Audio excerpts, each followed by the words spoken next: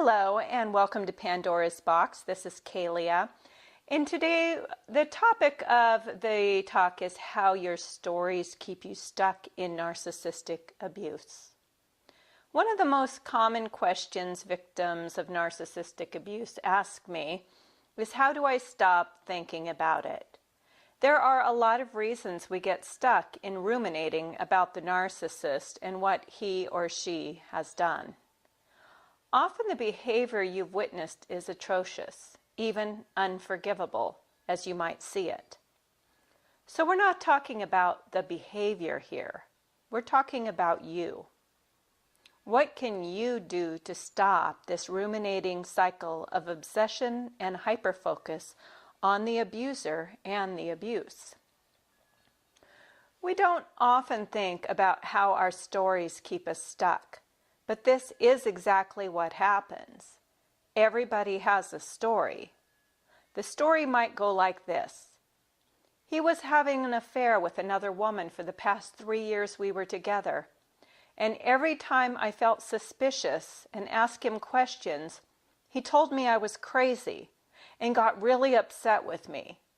I ended up feeling like I was the problem and believed I was just needy and insecure. Okay, so this story is a painful one, no doubt about it. You are likely feeling betrayed, used, deeply hurt, and conned. Your feelings are real.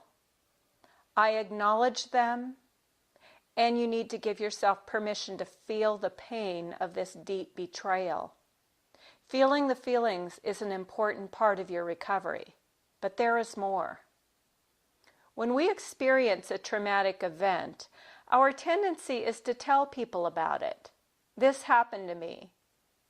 It's both a way to process the trauma and get others' opinions on how they see the event. This is what we call validation.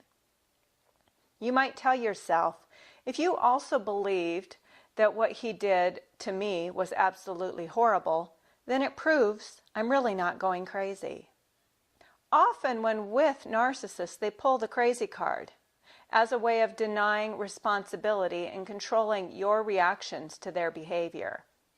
It is also their way of controlling how other people see their behavior. If a narcissist can get others to believe you're crazy, then they don't look so bad.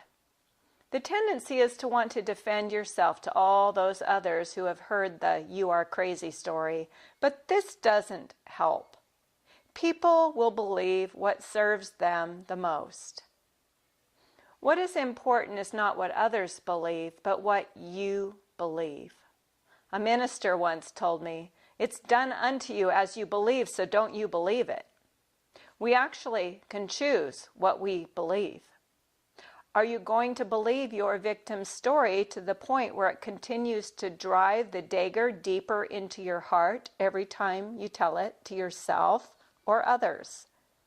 The best way to shift your story is to learn to catch yourself while you are telling it and look for the lesson.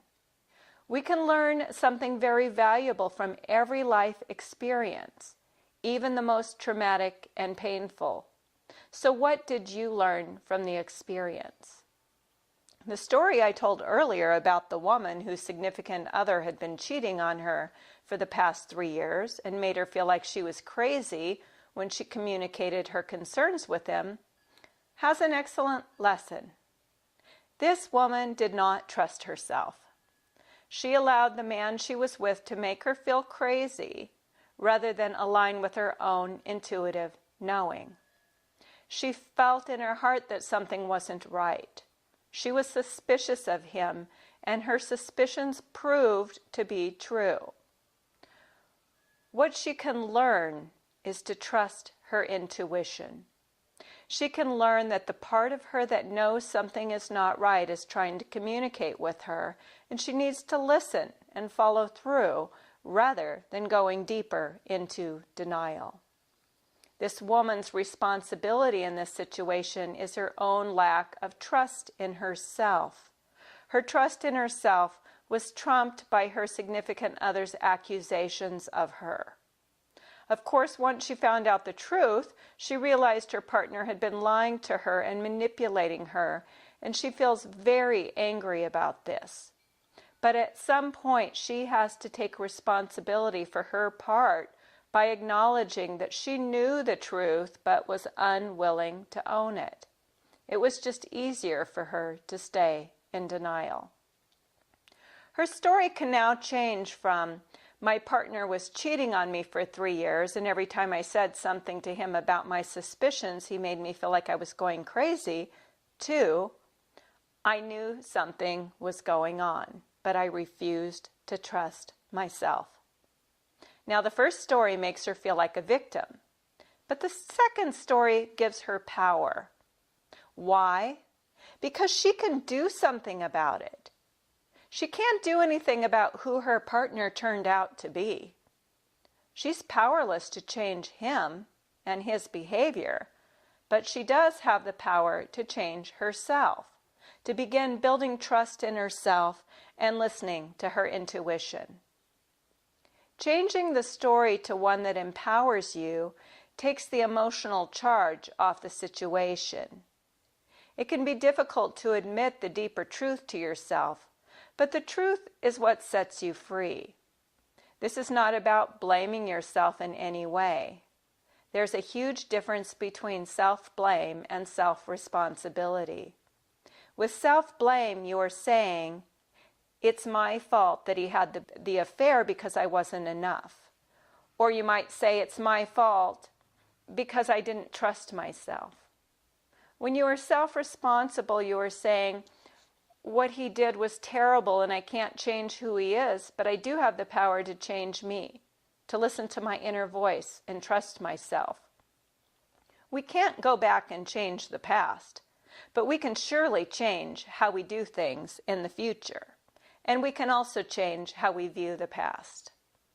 One thing that needs to be understood is that each time we reinforce the version of the story that leaves us feeling powerless, we are ripping the scab off the wound and experiencing the pain over and over again. There's a difference between fully experiencing one's pain and releasing it and continuing to activate the pain body over and over again with the stories we tell ourselves. When we do this, we're reliving the painful event over and over and re-traumatizing ourselves as a result. Our stories are very powerful, so we need to be very selective about the stories we are telling ourselves. Are they victim stories or empowerment stories? Choosing to upgrade your stories from victim to empowerment will make the difference between staying stuck in your pain and moving out of pain.